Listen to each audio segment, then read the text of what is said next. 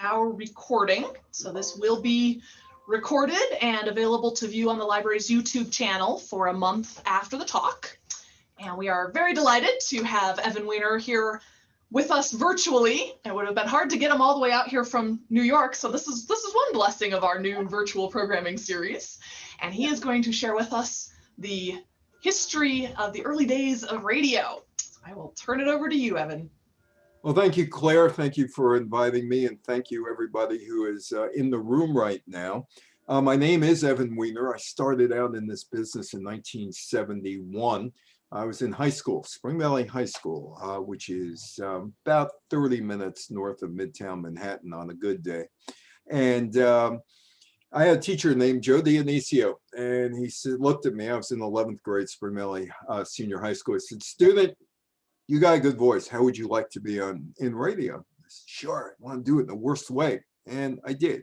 We were with a show called Tiger Talk, which was named after our high school, on WRKL Radio 910 on your AM dial. And I still, 50 years later, talk to Joe, and he still calls me student, which is fine. And he opened a lot of doors for me as a 15-year-old on radio and newspapers, the Nyack Journal News and the Hackensack Record, the Bergen Record in Hackensack, New Jersey. And about 6.5 years later, I was a year ahead in school, graduated when I was 21. And I was on WNEW radio, 1130 in New York, and they had William B. Williams. Some of you might be familiar with him.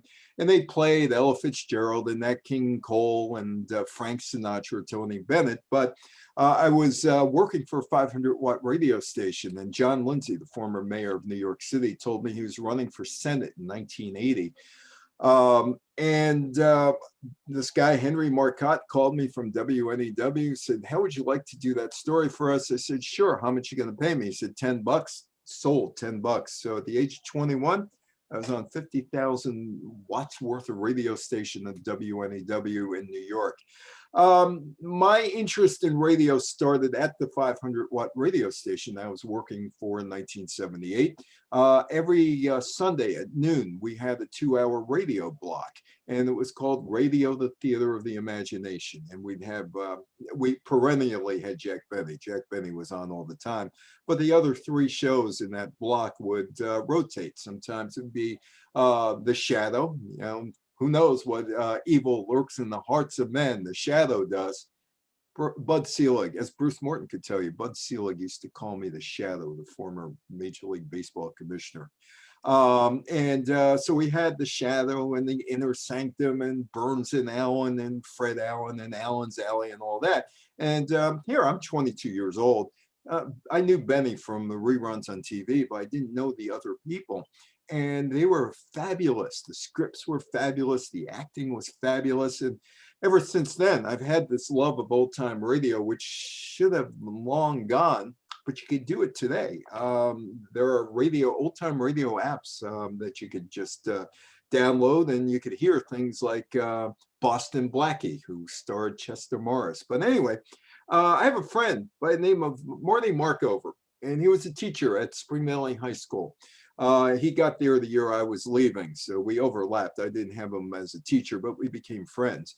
And he used to, when he started out in 1972 as a teacher, and he was a communications teacher, he would play War of the Worlds, Orson Welles' production based on the 1898 book by H.G. Wells, War of the Worlds, which, Claire, I'm sure you have in the library. And he would get laughter from the students. They would just laugh at it. They thought it was so, as he said in those days, hokey. And it was the biggest thing on radio in 1938. It actually changed how people viewed radio, that radio needed to be taken seriously, all because of this drama that took place on October 30th, 1938. Now, it was the Mercury Arts Theater, and it was going up against the second half of the Edgar Bergen show, Candace Bergen's father. He was a ventriloquist, and he had Charlie McCarthy, and that was one of the high-rated radio shows of 1938, that and the Kate Smith show and the Benny show. And subsequently, a lot of people just switched the dial after the Bergen show was over, and they picked up this War of the Worlds thing halfway into the broadcast. They missed the fact that Orson Welles said this was a drama, a dramatization. They missed all of that. And they really thought that the Martians were in Grover's Mill, New Jersey, and it was really realistic. And they started calling local police departments. How do we protect ourselves against the Martians? Wells said that he had conceived the idea of doing a radio broadcast in such a manner that a crisis actually would seem to be happening. It was not an original idea. Wells had apparently heard back in 1926 that the BBC did something very, very, very similar. But anyway, it's the United States, a little different from the BBC, and he's on CBS radio at the time. And there was Wells discussing after the show what exactly happened, what went wrong, what went right. Well, the show gets on, and it's basically a series of music playing and then some news bulletins. About 10 years ago, I was in Nyack, New York, where Helen Hayes lived and Colleen Dewhurst lived. Colleen was very nice to me over the years and all. But anyway, and Rosie O'Donnell lives there too. So anyway, I'm talking about to a group, senior group. And this guy up in Nyack, New York, at Tappan Zee Townhouse, which is now known as Tappan Zee Manor, which is where I interviewed John Lindsay as life goes full circle. And the guy says, "Hey, wait, I want to tell you something." I said, "Sure, go ahead." He says, my father is listening to that, and he gets all the kids around. And we're living in Princeton, New Jersey, and all the kids are around, and Grover's Mills is not very far from Princeton, New Jersey. And he says, "Hey, kids, let's go down. We got to go down to the garage. Go grab a shovel. Go grab a rake. Go grab whatever you want, because the Martians are 10 miles away in Grover's Mill, and we have to defend ourselves. We have to defend ourselves because they're going to come. And how do you fight against the Martian?" And the guy says, we go down to the garage and I pick up a rake and we're waiting for the Martians to come. And we're waiting for the Martians to come. My father thinks that what he just heard on radio is really what's going on. And we're waiting and we're waiting and we're waiting. The first 2/3 of the 1-hour broadcast was presented as a series of simulated bulletins interspersed with big band music. And at the end of the day, it was just a radio show. Although people are calling cops all over the place, they're calling fire department all over the place. They're just calling people, what are we doing? What are we doing? What are we doing? And Wells had the actors go to the CBS switchboard. Remember the switchboard? Go on like that, plugging this and plug. He had the actors going in there saying, "It's only an act. Believe me, I'm part of this. It's only an act. It's only an act. This is just a drama." Eventually, the show ended, and people were still on the lookout for Martians, even though at the end of the show, they ran through the credits and all of that. It was just a radio show. But Wells found out radio was really a powerful medium at that point, and it could impact people. It was more than just big band music being played or quiz shows or whatever else was on. People listen, and they listen to find out what is going on. At the end, it was just a radio show. But if you go to Grover's Mill today, you will see this little statue, and there you see the Martian spacecraft landing, and you see Orson Welles there reading off of his script, and you see people sitting around the radio. And every October 30th, every year except for last year because of COVID, there's a parade. There's a parade of Martians. It's called the Martians Parade on Devil's Night or Gate Night. And they made a big deal out of this. This is the only place in the United States today where they celebrate the War of the Worlds. But in the end, it was just a radio show, and they were just looking for, come on. Oh, we lost Marvin Martian, and they were just like this girl, just sitting there and just listening. Now, when I'm live with people, I usually ask this question when I'm live with people. How many of you watched radio? How many of you watched radio? And depending on how old you are, because the golden age of radio ended in 1952, 1953. So say 68 years ago, and then add about 5 years. So the youngest anybody who could really remember the golden age of radio and not listen to it on the app is about 73, 74 years old. And I put that picture up, and one day this woman says to me, "Oh," she said, "we had one of those. We had one of those in our house. It's not the cathedral radio. It's close. It's not the cathedral radio." And she says, "We used to listen to Inner Sanctum, me and my sister, and we'd go into the room and we'd shut the lights and we'd hold hands because they told you on radio the best way to listen to the Inner Sanctum was to shut the lights and listen, and you could feel what's going on." And she said she and her sister would sit in front of and stare at the radio in the dark room. They would stare at the radio because they had the little light so they could see what station they were on. And they would stare at the radio and they would get frightened and they'd grab each other, they'd hold each other's hand, and they'd scream because it was so realistic to them. A lot of people watched radio like that, and a lot of people got into the Inner Sanctum, and they said, put the lights down. The best listening experience. That is St. John's, Newfoundland. And I am on a lot of ships. Normally, this time of year, I'm somewhere in the Caribbean. I do about 40 days a year on the sea, or did 40 days a year on the sea, speaking on cruise ships. And I've seen a lot of the world. This is one of the places I've seen of the world. That's St. John's, Newfoundland. And at the top of the hill, the province is called the Rock, and now you can see why it's called the Rock. It's all rock. Anyway, at top of that hill is something called Signal Hill, and Signal Hill is where Marconi went in 1901 to see if radio actually did work. So he's got his colleagues back in the UK, in Cornwall, the UK, and he sets up whatever equipment he sets up at the top of this hill. And he is waiting for a radio signal from Cornwall in England, and he gets it. It's December 12th, 1901, the first transatlantic wireless transmission, being that St. John is the closest North American city, bigger city, to England. They chose that, and also it's all hills. It's on a rock, and he receives it, and radio starts December 12th, 1901. I have that radio. I have that radio downstairs in my house. I don't use it. Why? Because it has tubes in it.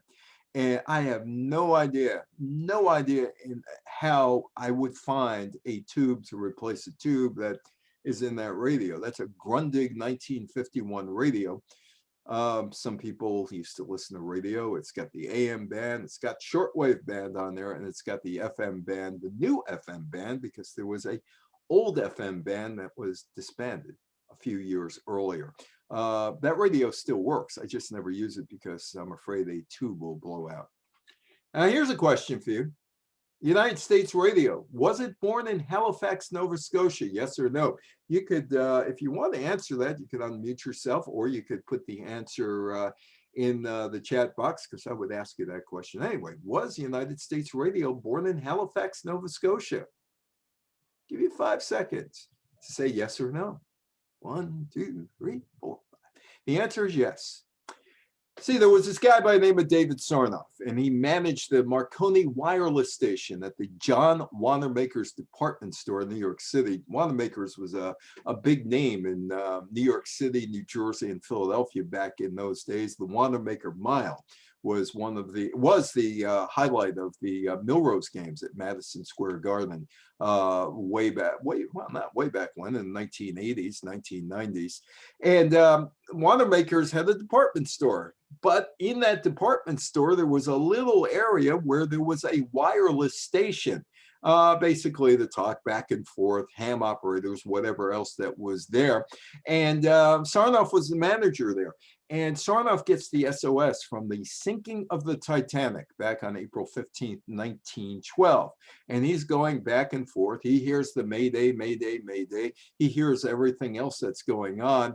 And eventually, the survivors and the non-survivors are identified, and it is over the wireless that David Sarnoff begins to hear who survived, who didn't survive, and he relayed that information to the next of kin or to a family member, and relieved that family member through the wireless. And he begins to start thinking, hey, wait a minute, if I could do this, we could do something commercially with the radio. Meanwhile, the sinking of the Titanic brings radio in the United States into the spotlight. People want a piece of the spectrum so they could use it for radio broadcasts more than just ham operators. And that prompted the US Congress to regulate the medium, and eventually Sarnoff joined forces with Radio Corporation of America. There is David Sarnoff, General David Sarnoff, back when he was a rather young man. So the Radio Corporation of America gets the Marconi radio station from the US Navy. Okay, you got it. What do you do with it? What do you do with it? Nobody is going to buy a radio to listen to two ham operators talk to one another. So they get it. And meanwhile, in Pittsburgh, George Westinghouse, in the Westinghouse Laboratories, they have a radio station, and they go on the air with something. November 2nd, 1920, KDKA was the first broadcasting station that had a commercial license in the world. And they had a guy by the name of Leo Rosenberg, who was delivering the latest from the Warren G. Harding's James Cox presidential election returns. I'm sure he did not resemble Steve Kornacki, who I did a show with, Steve Kornacki, 8 years ago. I'm sure Leo just read the wire copy, and he started delivering the results at 6 p.m. But Leo Rosenberg is the first guy to talk about an election on radio. KDKA Pittsburgh, a clear channel station, 1020 on the dial. But there were other things going on in the head of David Sarnoff. He's trying to figure out how to sell radios for RCA. And he stumbles upon, hey, Jack Dempsey. Jack Dempsey is having a prize fight, heavyweight championship fight against a guy by the name of Carpentier out of France.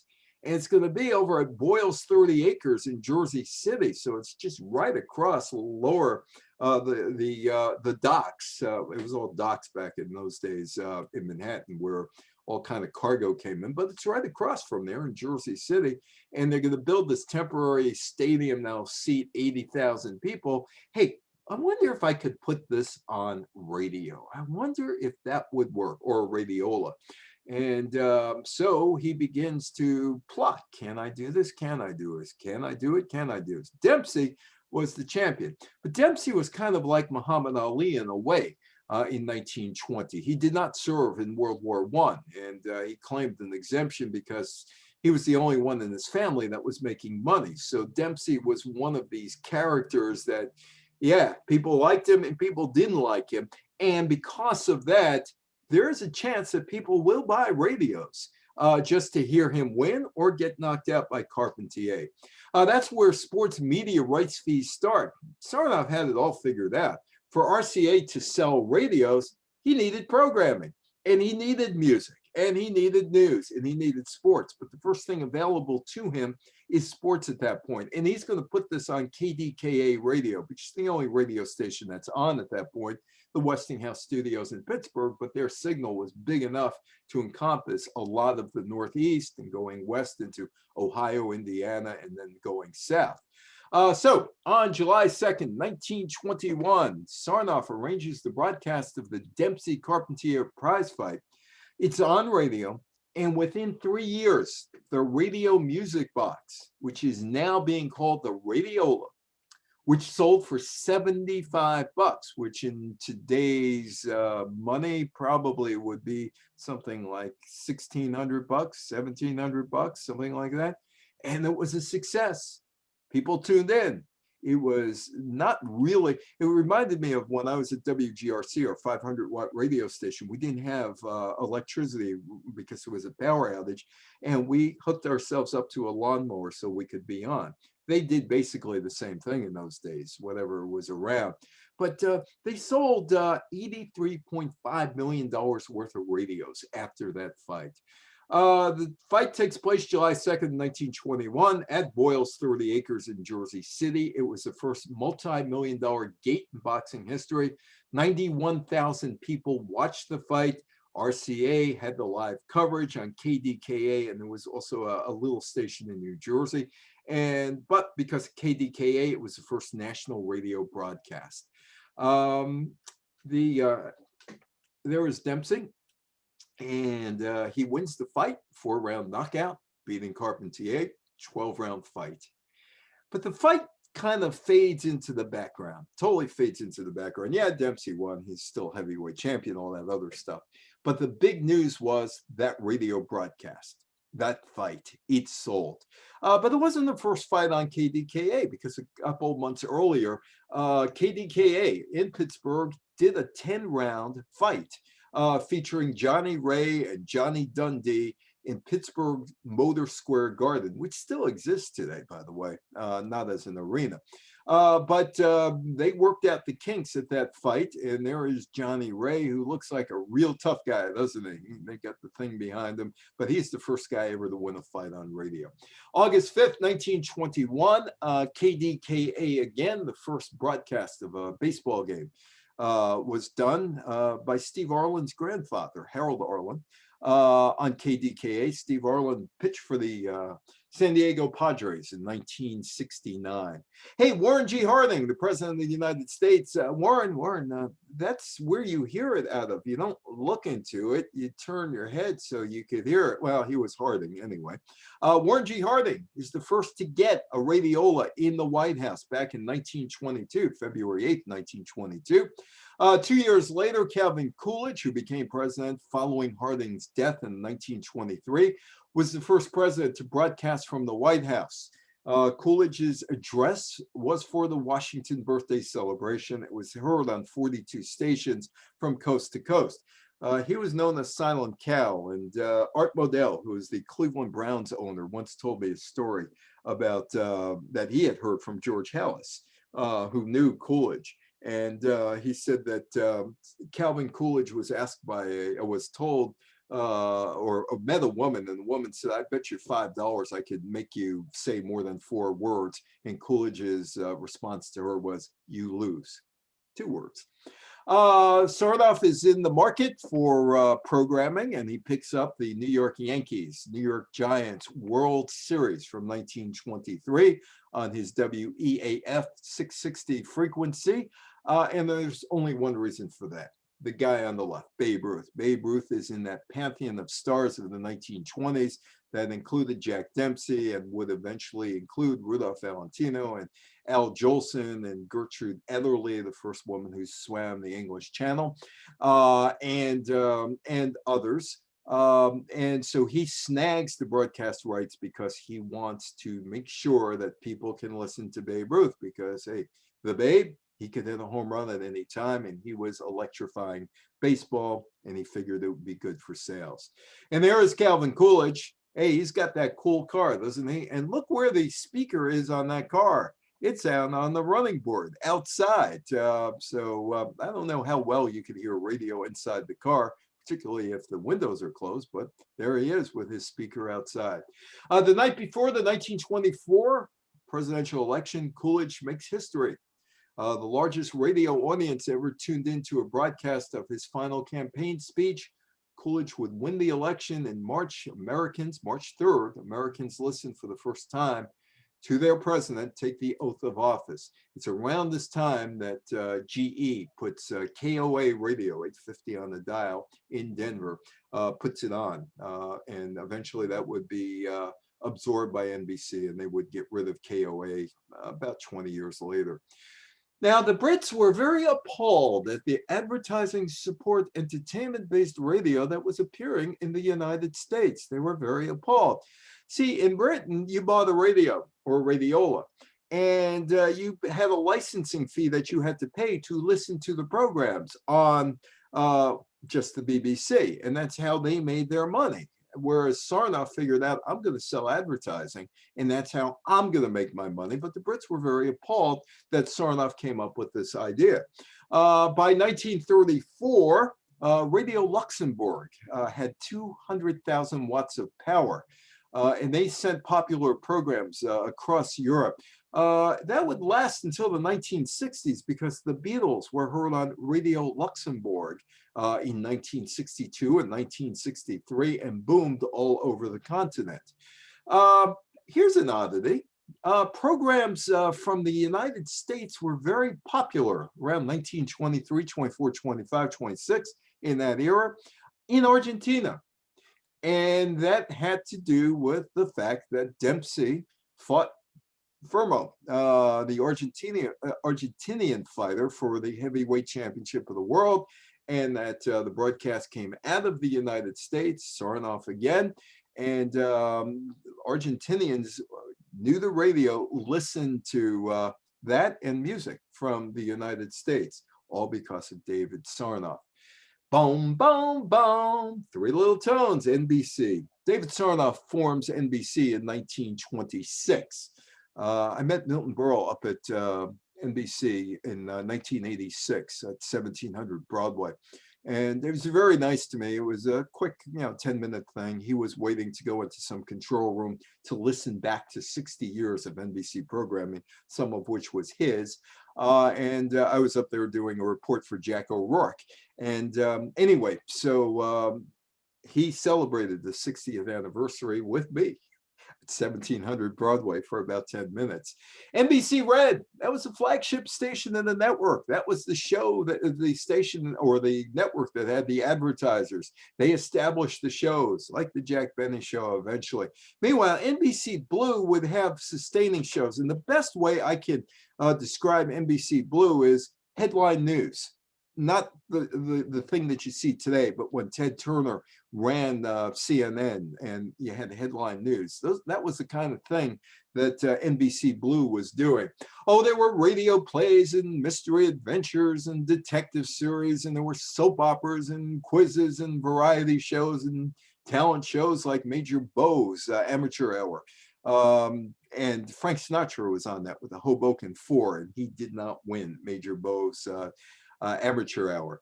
And there's Bill Paley. Bill Paley started CBS Radio in 1927, WCAU down in Philadelphia. And those call letters have been retired. What you might hear on radio, especially on the other NBC network, headlines, remote reporting, sidewalk interviews, panel discussions, weather reports, farm reports. Now, I had to understand way back when why WABC, which was a pop station in the 1960s in New York, had boomed out to Nebraska. And it was Cousin Brucey, among others who were there. It boomed out to Nebraska. And one day I spoke to one of their disc jockeys, Charlie Greer, and I said, why did you do agricultural reports or farm reports at 3 in the morning? And he said, oh, it's simple. He said, our signal went out to Nebraska, went out to Kansas. You could hear us there. And we wanted to keep our license. And we felt the only way we could keep our license is doing the Chicago Agricultural Exchange, the hog market, or other things at 3 in the morning just to keep our license. So this here is WABC Radio, the strongest in terms of AM, in terms of the music of the day, pop music, rock music. They're doing farm reports, and we're living in New York City. We're living in New York City, and they're doing farm reports, and there weren't any farms really around New York City, but they did it to keep their license. The NBC Red Radio Network, their first news broadcast was February 24th, 1930. They hired a guy by the name of Floyd Gibbons, who was a newspaper correspondent. At the beginning of the 20th century, he delivered their news. Meanwhile, this guy, Lowell Thomas, who lasted until 1974, and I think Claire, you might have a book or two of his in your library. I bet you do, because he became famous not because of his radio broadcast, which started on September 29th, 1930, hosting the first CBS daily news program. He worked for CBS and NBC. His radio program was Lowell Thomas in the News, and he was in the Warner Brothers cartoons as well. They did a parody of Lowell Thomas, and he ended with the words "So long until tomorrow." But you might know him from something else, even to this day. It's 47 years since you last heard him on radio. So before Thomas became a radio commentator, he was a travel adventure writer, and he was best known for his stories of Lawrence of Arabia. And that's where he made his name, and that's where he made Lawrence's name, coming up with these fantastic stories about Lawrence of Arabia. Beginning in the 1930s, he also worked for Fox Movie Tone Newsreels, which is where the Warner Brothers cartoon writers did their parody of Lowell Thomas. The last regular edition of Lowell Thomas in the News aired on May 14th, 1976 at 7 p.m. Eastern Time. And if you go north of me here, about an hour north of me, in Pauling, New York, that was the home of Lowell Thomas and Edward R. Murrow, and now the home of Sally Jesse Raphael, who lives in this house up there that looks like it could have been created by Dr. Frankenstein. It's all corners, and it looks like a horror house. It really does. Anyway, there's this rock there at Heard's Corner.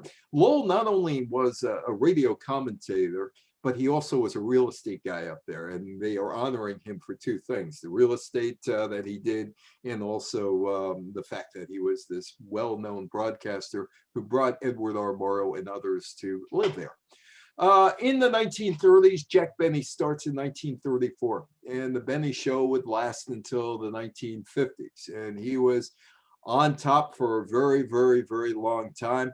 That's him with his wife, Mary, Sadie Marks, real life wife, and Rochester, who Benny did a lot for the civil rights movement, because Rochester, his valet, his butler, who was often smarter than Jack and often got the punchline instead of Jack, and Jack would be the victim of the punchline, was one of the most popular ever radio, or popular of his day, radio performers in his day in the 1930s, 1940s, 1950s.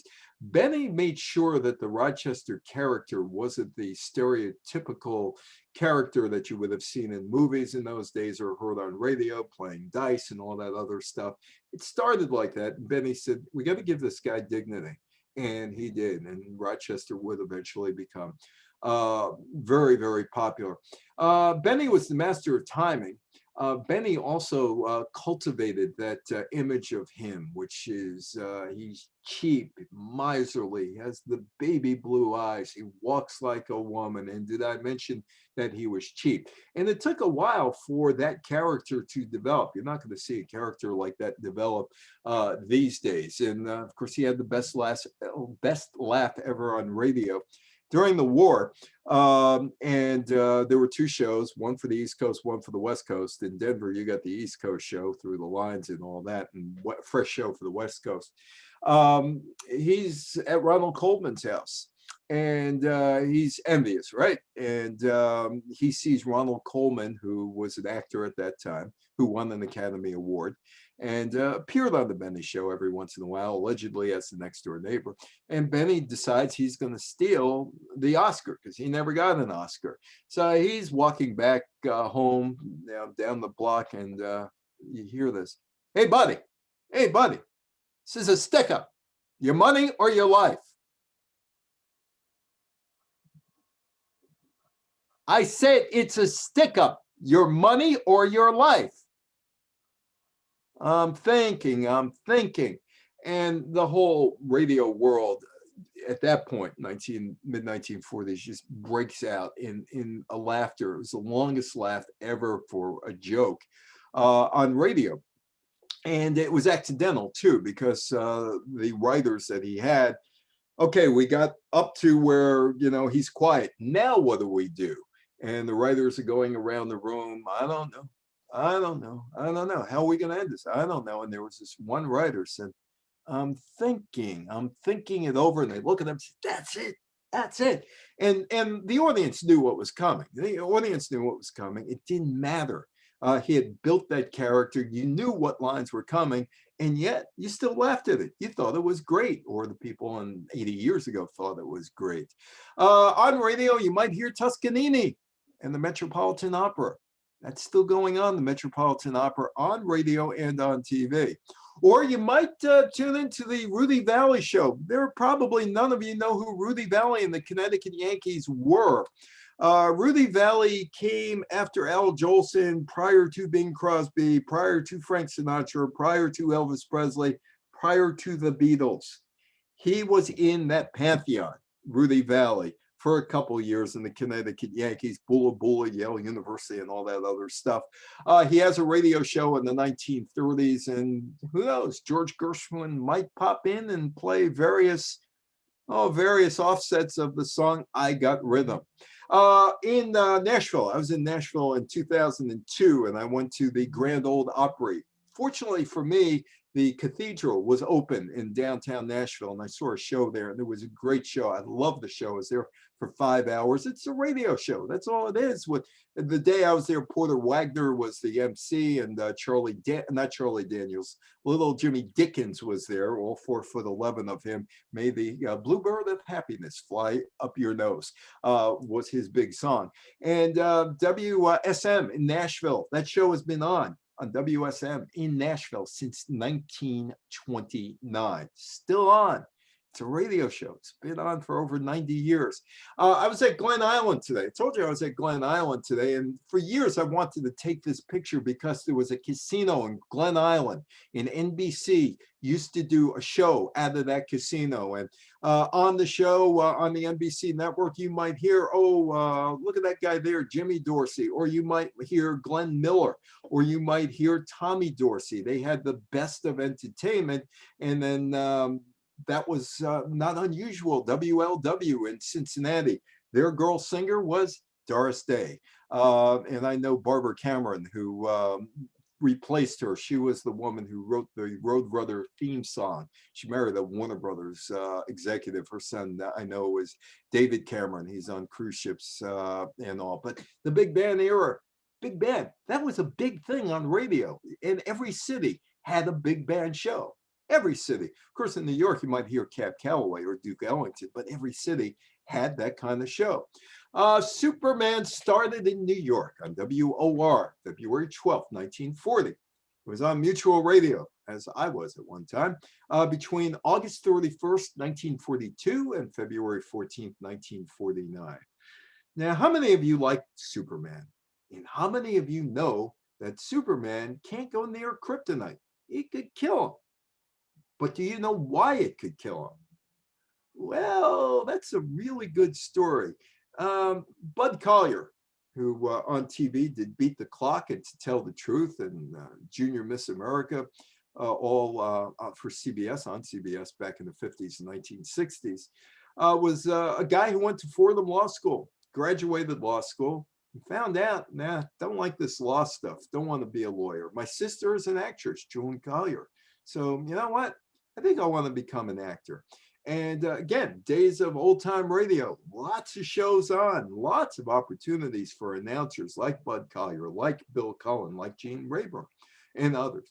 Lots of opportunities, and especially in New York. And so Collier decides he's got a good voice. He's going from place to place to place, and he gets hired. And he gets hired for Superman. And he gets hired to play not only Superman, but Clark Kent, octave higher. And so he has no problems doing those voices. And so Collier is a success. Superman's a success on WOR, and it gets to Mutual. And Bud wants to take a vacation. And the producer, you've worked hard. You've really worked a lot on this thing. And you do deserve a vacation. But, what are we going to do? But we'll get back to you. So they figure, okay, Clark Kent we don't need. We don't need Clark Kent. We need Superman. But if Superman gets sick from something, Superman gets sick, all we need is to hire an actor to say,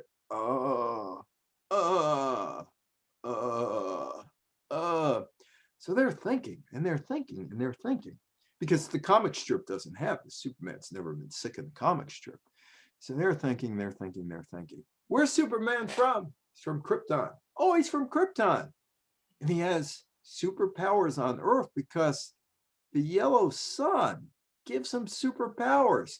It doesn't happen on Krypton. Kryptonite blocks out that ability. It's poisonous.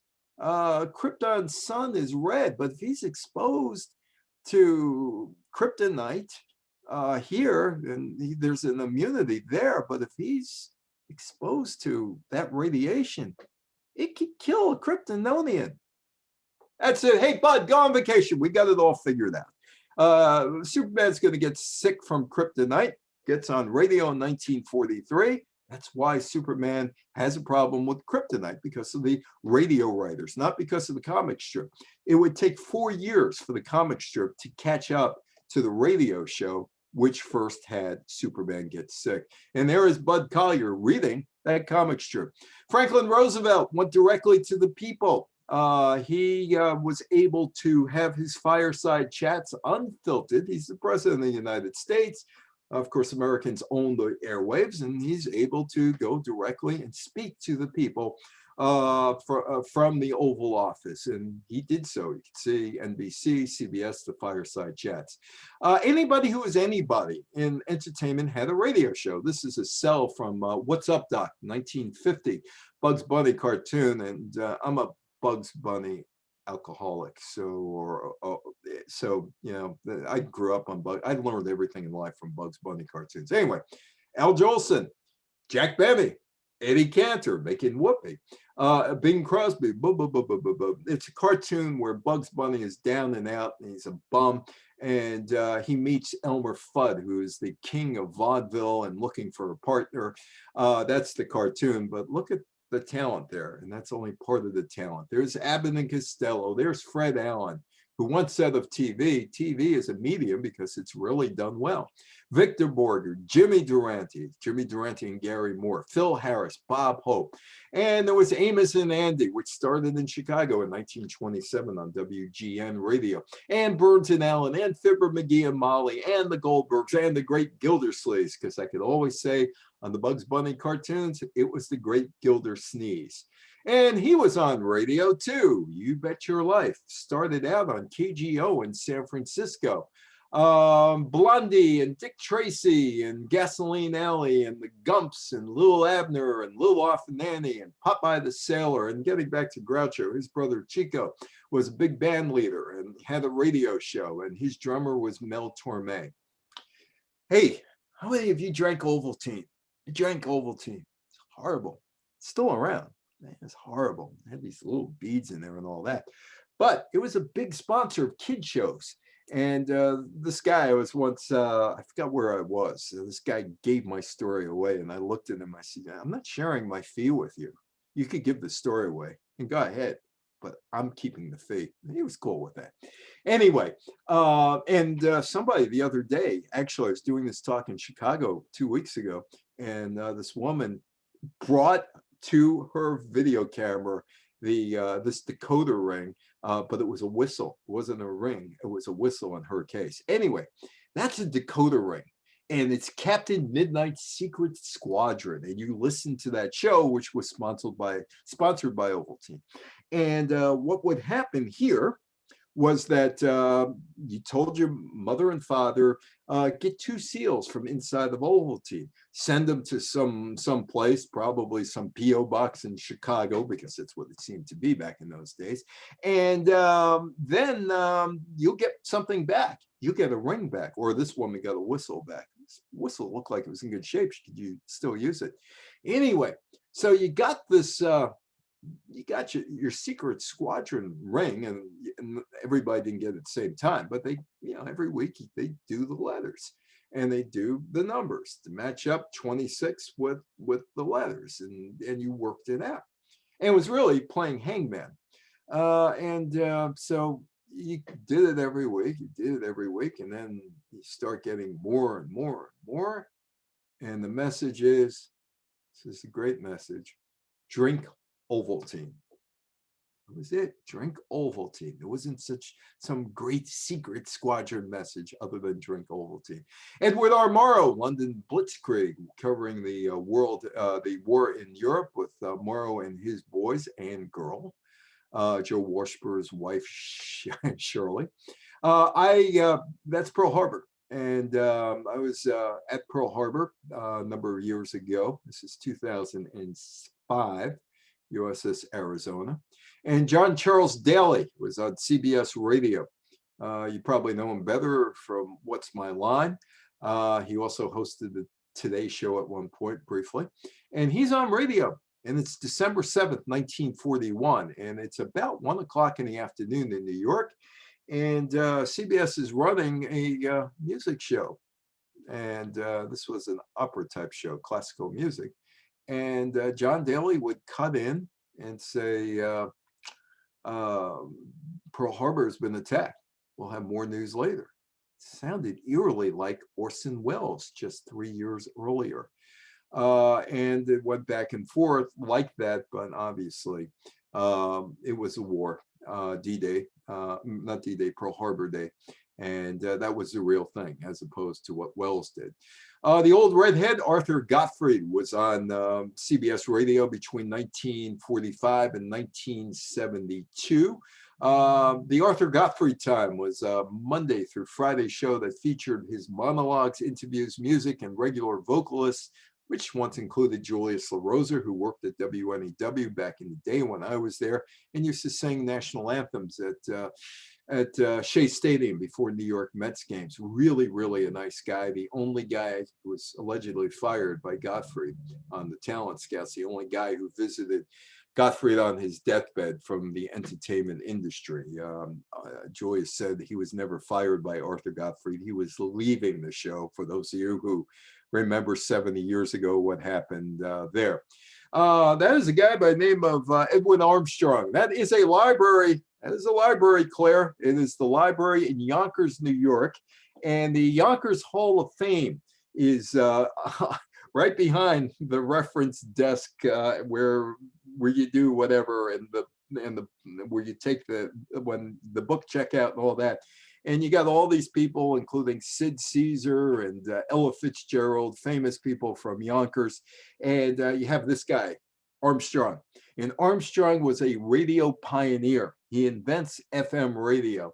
And it's not at the frequency that you have FM radio today. It was from 40 to 60 megahertz. And David Sarnoff did not like the fact that it was clear that you did not have any static. I don't mind static, most people do.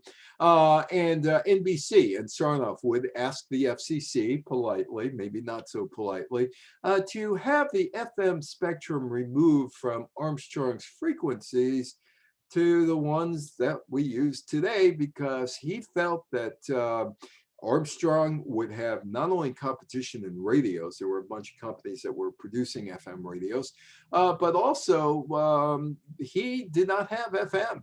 He did not have clear sounding signals, and he thought that would be the death of NBC. So he sought to kill FM radio before it threatened his profits. He told the FCC, move it, and they did. The move occurred on June 27th, 1945. Armstrong's Yankee radio network, or the Yankee network, became obsolete immediately, and all of those FM receivers that were produced by all the companies were also obsolete, costing them a lot of money, but the government protected David Sarnoff. Armstrong would sue Sarnoff, kept suing him.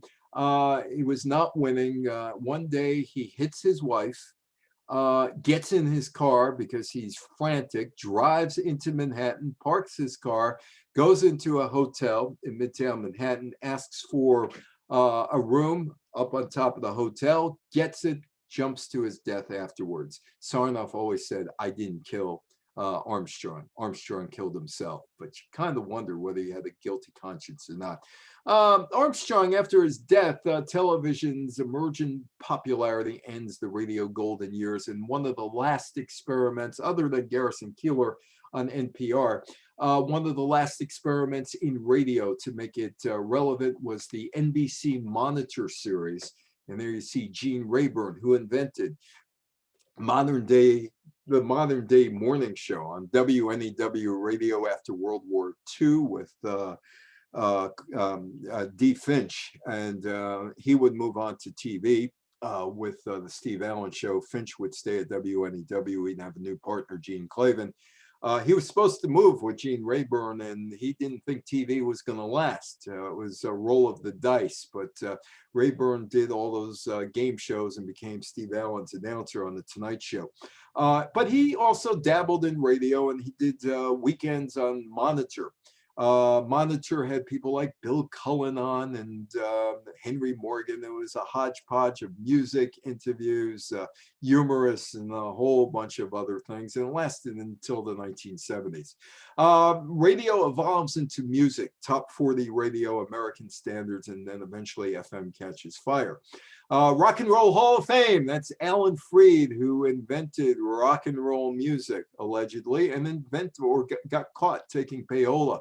The Moondog House, WJW in Cleveland, blues, rhythm, and jazz. He spins him, he's hep, that Freed. And he's caught taking money from record promoters to play their songs. And he basically says, hey, you know what I do that was wrong. These people made money, I made some money, and people got enjoyment out of it. What I do was wrong. Well, it was payola. Dick Clark was never caught. He was a lot smarter. He bought the publishing company. That's the Henry Ford Museum in Dearborn, Michigan, where I was a few years ago, 2017. And that car is missing a pair of fuzzy dice, but there it's a convertible, and it has a radio. It has the Dagmar bumpers, but I'd leave that for the TV show, the Dagmar bumpers.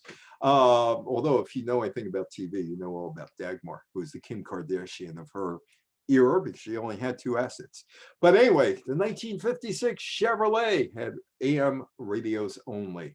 The radios started to go into cars in the late 1950s. And AM and FM were becoming available.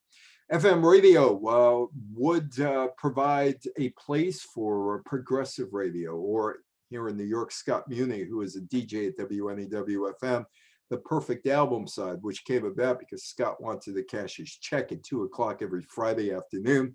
And he didn't know how long the line would be at Chemical Bank or Manny Hanny or one of those places.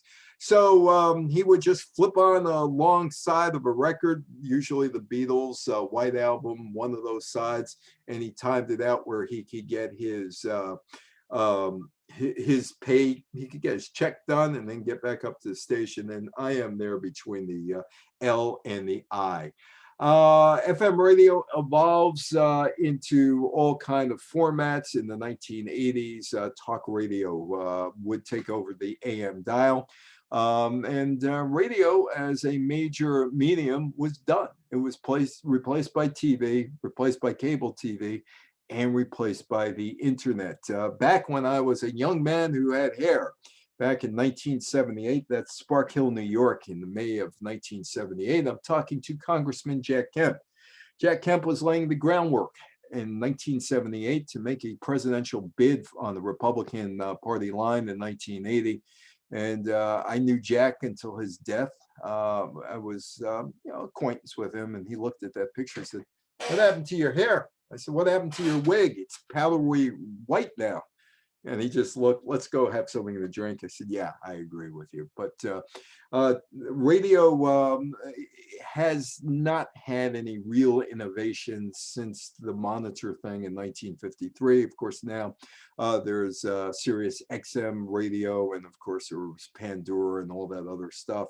But the creativity of radio is long gone. It's been gone for 70 years, and that's a shame because they employed a lot of writers. They had a lot of talent, and people were entertained by radio. Some of the radio people moved over to TV. Lucille Ball, who was an unknown quantity, moved to TV. Jack Benny, who was a known quantity. Bob Hope and all the rest of them moved to TV. Some had success, some didn't. But radio was never the same after, say, 1953. Claire, thank you for inviting me today. And if there are any questions or comments, the floor is all yours. Wonderful. Thank you so much, Evan. Thank you for inviting me. Any questions or comments? Nobody? A lot to absorb there. Don't forget, we did record this, so if you want to go back and revisit anything, if you need some brush up before your next trivia night, that'll be on our YouTube channel for you. So. Evan. Yes, Bruce, how are you? Bruce is from Denver, and Bruce has a charity that cancer show and a charity that he's working for. Evan, I was just going to mention that radios were in cars all the way back in the 30s. Well, Calvin Coolidge had one, Yes. but they didn't have the FM band. You're right. You are correct. They didn't have the FM band. Can Bruce do a public service bit for his cancer charity? Sure. You still need the YouTube, Bruce? Yes, we are on YouTube. No, but do you still need the likes? Oh, yes, or subscriptions. Yeah. Well, why don't you go ahead? Okay, and Claire, thanks very much for giving me just a moment here. I and a friend of mine in Golden, Colorado, right next to where I'm in Denver and right next to where you are in Littleton, Claire, we have a website podcast called cancerinterviews.com, in which we interview people who are survivors of cancer and just have them tell their stories without time constraints. It's lay people telling their stories, which we hope that viewers and listeners will find inspirational, and they can hear the stories of how people can be diagnosed with cancer and come out on the other side with a very good outcome. And anyway, that is the name of our website podcast, cancerinterviews.com. And if anybody would like to hear some of our interviews, the best place to go is our website.